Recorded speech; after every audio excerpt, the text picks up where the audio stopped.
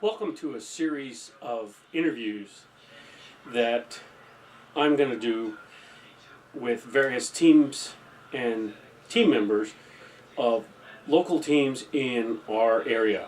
And the area I'm speaking about is the Wilkes-Barre-Scranton area of Pennsylvania.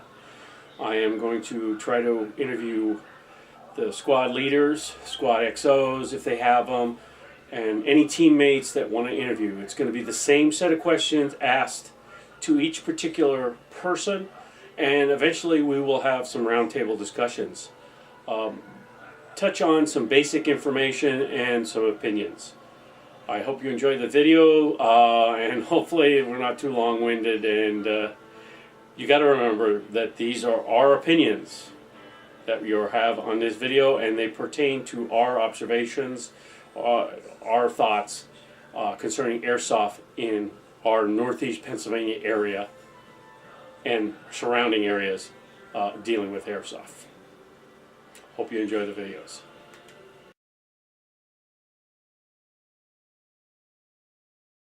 All right, introduce yourself and tell the viewers about yourself, your loadout, your playstyle, and your team. My name is Don. I have a call sign of Keeper.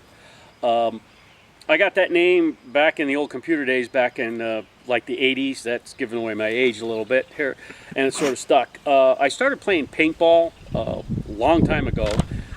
It was just a little too expensive for me. And then my current squad leader, his name is Kevin, introduced me to airsoft, and I got into it and I just loved it. You know, the replicas and all the different weapons that it has and things like that.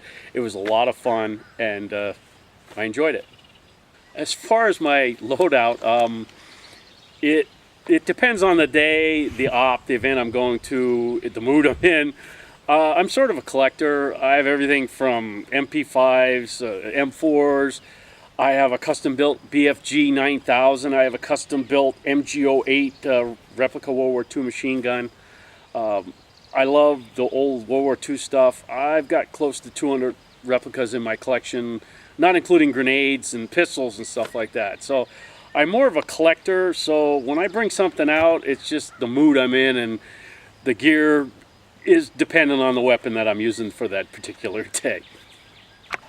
My team is called the Patriots. I'm one of the squad XOs. We have 2 XOs and 1 CO. I'm also the treasurer, logistics officer, secretary. I just do just about everything. I'm also have a private field that we use to train on here at my house. So I add field owner to that particular listing.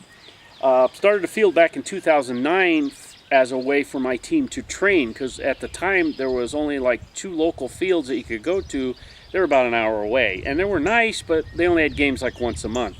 And if we wanted to have some training more than once a week, or once a month, we needed a place to do that out of the public view, in a safe environment with the type of setup that we wanted to do. So I started the private field.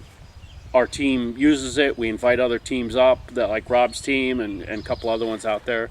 And we have a lot of good fun out on the field. And it's safe, and it's out of the way, and it's out of public view, which is a good thing. Okay, now we're going to move on to why and how did you get into the hobby of airsoft? Well, I played, like I stated before, I played paintball a lot when I was younger, and very expensive hobby. I had a lot of fun with it, but the people that I grew up with that played it, they no longer do it. And so when I started a position back in 2008, I met my current squad leader, and he mentioned airsoft. He started showing me some videos, and I actually came over his house and he showed me some of the stuff that he had, and I was hooked. And being I had a very good job at the time, I started buying top of the line stuff. I didn't realize that paying $500 for a gun or $600 for a gun was expensive. To me, I thought that's what it cost. But when I look at it now, that is an expensive gun in current prices. But the big thing is, once I went to my first event, I never wanted to stop playing. First time I got hit, I was like, this is so cool. It didn't hurt like paintball, and it was so much fun.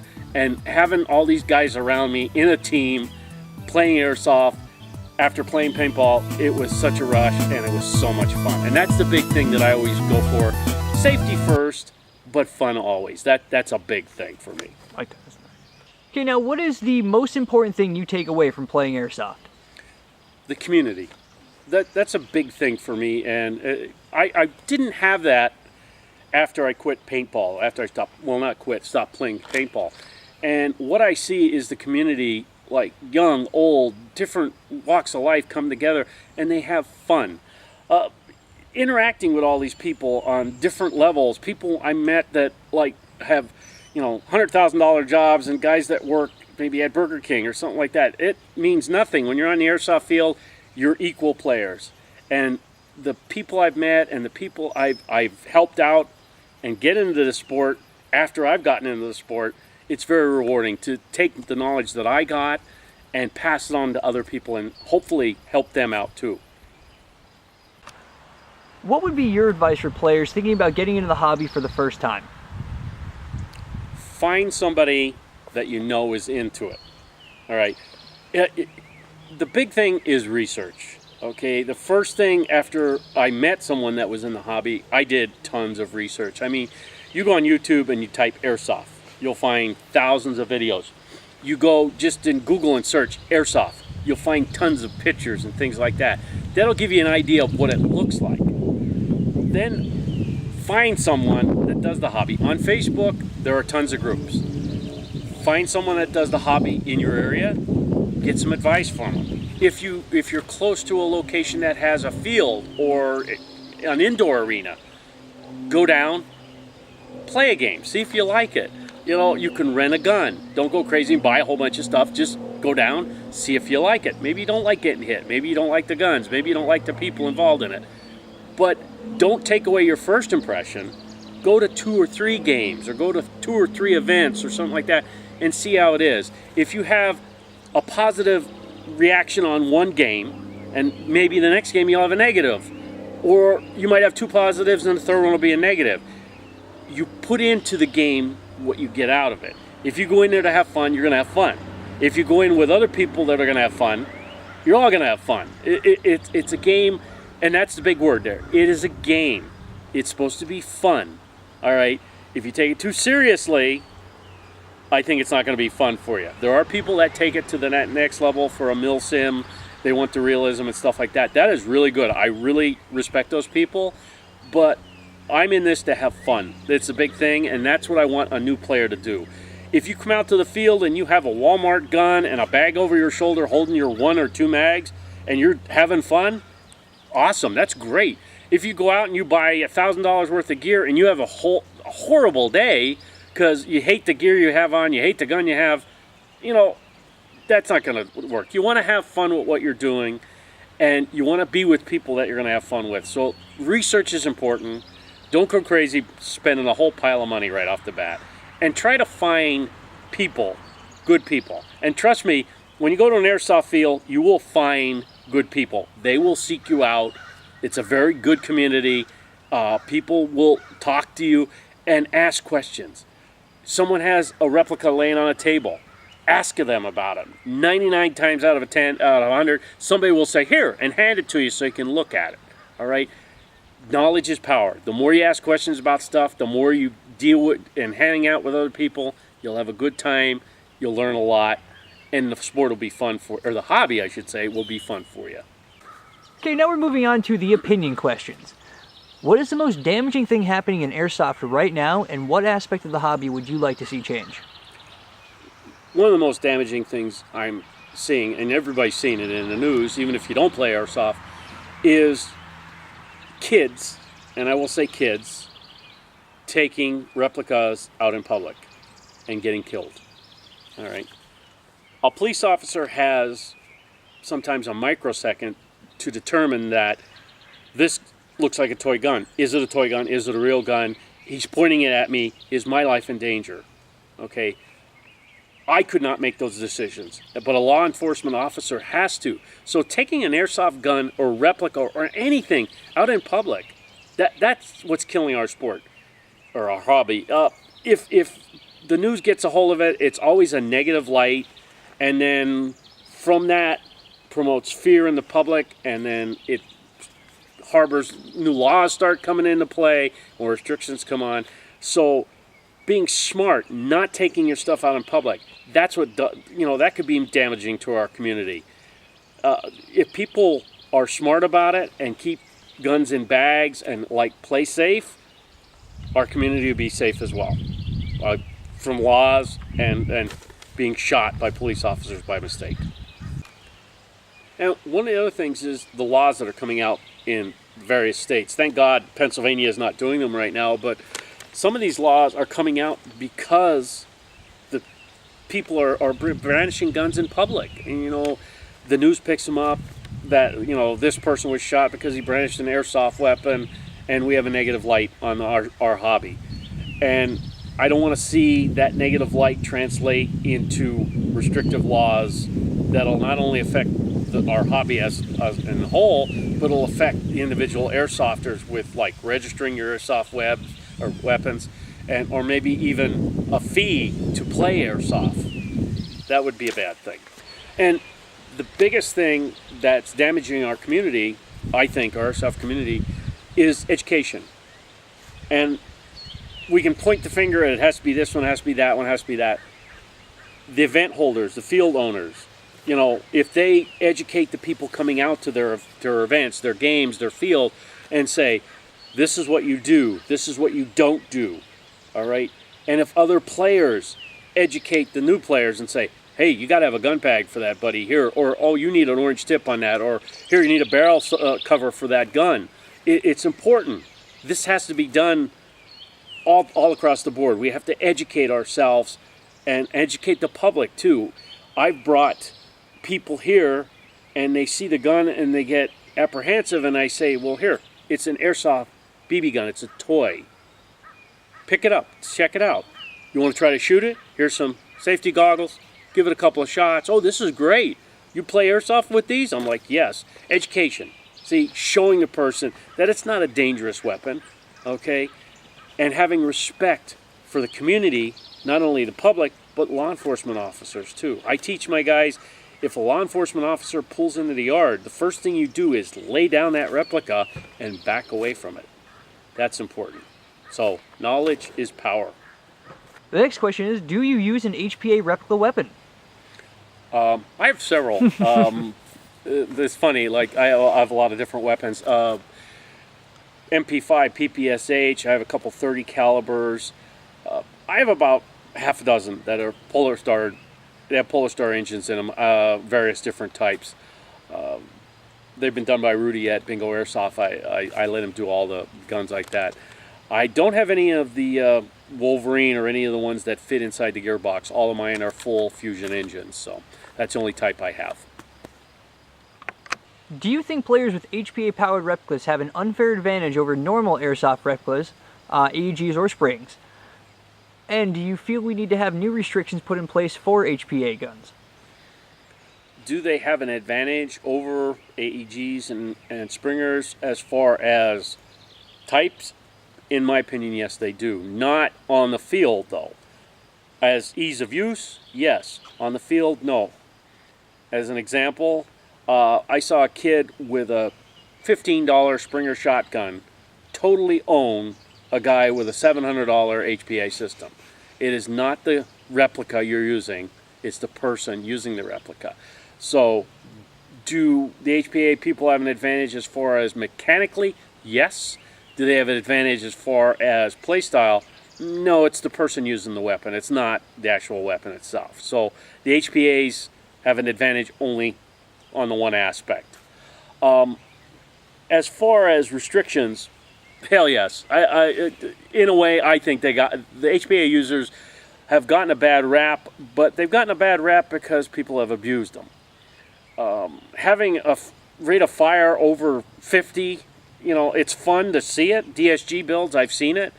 They exploded after a while, but I'm like, they're fun. But an HPA system you can set up to have an enormous rate of fire, and for what reason? It's not practical. Plus, it's not safe. Having tournament locks is a must, whether it's on the regulator or it's built in. having an FCU lock. Some places require it, some of them don't.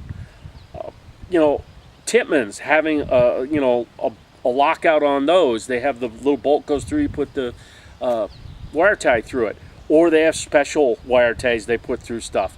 That's needed. The restrictions are needed. So, not that people are cheating, but that other players say, okay, he's following the rules. He has a tournament lock on. He has an FCU lock on. He has a wire tie through this, so we know that he's shooting under the joule limit, in the FPS range.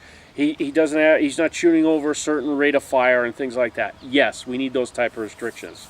We need a rate of fire restriction across the board, not just HPA users, but also AEGs as well. Some AEGs can go over 25 rate of fire. Some can't. I saw some of the new AEGs coming out on the market were listed with an 11.1 shooting 22 rounds a second. So I'm like, that's fantastic. So maybe a rate of fire limit of 25. That's more than enough to shoot at somebody. Shooting 40 or 50 rate of fire at somebody, that's too much. Plus, it's not safe. You have that many BBs coming at you. You're going to piss someone off. Two, somebody might get hurt. And that's the main thing. So restrictions, yes, we need to have some more restrictions on the HPA users. I don't mind putting the tournament locks on, the FCU, the regulator, or whatever they need to have me do, shoot semi all day. It doesn't bother me. The restrictions are there so that we're safe, so everybody is safe. Also, fields with the HPA users using like heavier weight BBs, which I use 3.0, 3.2s, 3.6, 4.3s, they need to start chronoing in joules, because the kinetic energy, if I get my HPA system and I set it up to shoot 400 with 2.5s, okay, then I start using a 3.2. My kinetic energy, even though I'm shooting at a lower FPS, is going to hit harder, okay, and that's why these people complain, say, oh, he's shooting hot. I'm like, no, I'm shooting joule creep that's giving me the kinetic energy, is giving me that weight when it's hitting you harder. So if fields put that restriction on that they have to chrono in joules, everybody will be on the same playing field then. It'll be fun. I don't know though, and limiting the BB weight. This is just something new that I saw. Now, I've used a 4.3 in a sniper rifle that I have, an HPA sniper rifle. I see that there's a 5.0 out there, and then one guy said there was a 6. I have not seen these. Over the UK, there was a video that the guy was showing that he had a 5.0 BB and a 6.0 BB, and I'm like, that is actually getting to the point where it is dangerous, okay? And I think the restriction of a BB weight, drill limit, lock and everything, certain restrictions are on there to make this a safe hobby. And that is the primary thing. Everything, you want to be safe. Okay. And one of the other things that, like, I would say a restriction is BB weight. Okay. I don't know. Some people like to use 3.2s, 4.3s, whatever. After a point, though, you have to have a restriction on the BB weight. There are certain fields that I've seen that have a restriction on BB weight. They say the most you can use is a 3.0, and they supply them, okay? Another thing that really bothers me is paintball finger or trigger spam. You take a finger and you go like this. That's paintball. We used to do that all the time, okay? I did that myself. And with the speed triggers and stuff like that, you can really go crazy and go like this and walk a trigger out, and it's semi-only, but when you shoot like this, you hear people, hey, he's shooting full auto, he's shooting full auto. I was a ref at a local arena, and we actually banned what I call trigger spam or paintball finger. I had to stop and tell people, hey, don't do that. This is a game like a replica. You're not doing this with a real steel firearm. I see out in California, certain places have banned that as well, and I think that's a good start, all right? HPA users get a bad rap for that because the HPA you can make it so fast that you are almost shooting full auto. So restrictions, that's another restriction. Some people are going to say, oh man, he's all against HPA. I love shooting my HPA guns. But shoot them like a real weapon. Treat them like a real weapon. and you don't see a real steel firearm shooting 60 rounds a second. All right, unless it's a minigun. But we don't shoot, an M4 does not shoot 60 rounds a second. So if we're trying to be more realistic, or at least close to realistic, you're going to have your rate of fire down a little bit. So that's about it. The last question we have is, certain states have adopted more strict control over airsoft replicas. What's your opinion on the controls put in place by states at this time? And do you feel that this is the start of even more control at the state level, and will more states adopt these types or even stricter controls in the United States? Well, it's a dark path. If more incidents happen where kids are shot accidentally by the police, or things happen that bring airsoft into a more negative light, the states are going to start adopting more and more stricter controls, to the point, where, like over in the UK, they've got colored guns. I know California has some of that now, and New York, but what about a gun that's 40% colored, light blue, light green, yellow? Or, heaven forbid, they come out and say, okay, now you have to register, like a firearm, you have to register your airsoft gun. It's a dark path. People are going to fight it, but if it's the law, we're going to have to do it. Will people like it? Probably not. I won't like it. I have a lot of things to register, and a lot of the things they might say, that looks too realistic. Maybe they might come to a point where they say that you can't sell things that look realistic. You have to sell airsoft replicas that don't look like real firearms. That would be even worse. If you're a milsim person and you're looking for that authentic look on a gun, and got to get a gun with a round tube that's yellow on it, that has nothing to do with the gun, just because they want it to make it look like a toy or instead of a real gun, that's a bad thing. If it's a law, we can try to fight it, but we have to go by that law. If my state requires me to make my guns a brightly colored 40%, I'll make guns that are 40% brightly colored. I won't like it, but it's something that we'll have to do. If my state requires me to register a gun, I'm definitely going to try to fight it, but if it becomes a law, we're going to have to go with it. But then again, you vote that senator or congressman out that let that law come through the next time around. But the bottom line is, if the state law gets to the point that it gets in place, if the airsoft community doesn't have enough snot to fight that law or fight the restriction they're putting in place, we're going to have to live with it, okay? And once you lose something, you're never going to get it back. If a state says, okay, we're going to say that no airsoft guns shoot over 350 FPS with a 2.0, that is going to be our state limit, we're done. The more once a restriction is put in place, you never see it repealed, okay? And if we have to have brightly colored guns, or guns that do not look like real steel weapons, or FPS limits, joule limits, all these limits, the more limits you get put on and they get in place, it's very, very hard to get them off, if not impossible, okay? And it's like I said, it's a dark path. We have to get to the point that does not happen. We have to educate the public. We have to educate our lawmakers, because they look at a gas blow-black rifle and think that you can convert it over to shoot real steel bullets. I'm like, come on, take a look at it. And, they look at an airsoft gun and they say, oh, that can be converted over to shoot real steel. And I'm like, well, that's education on I hate to say it, but maybe like our politicians need to wake up and learn about this stuff before they pass a law about it. All right? And not everything dealing with airsoft is negative. Airsoft has a lot of positive attributes to it.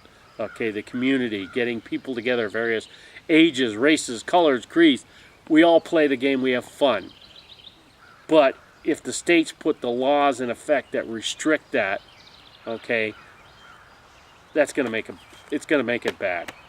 So, do I feel it's the start of that happening? Yes, I do feel it's the start of that happening if more stupid people go out in public with guns, airsoft replicas. If people are smart and don't do that, and the public gets educated that this is not a bunch of paramilitary people going out going to prepare for the end of the world, that we're out having fun, and this is a game, a hobby, a sport, if you say, I think we're going to be better for it.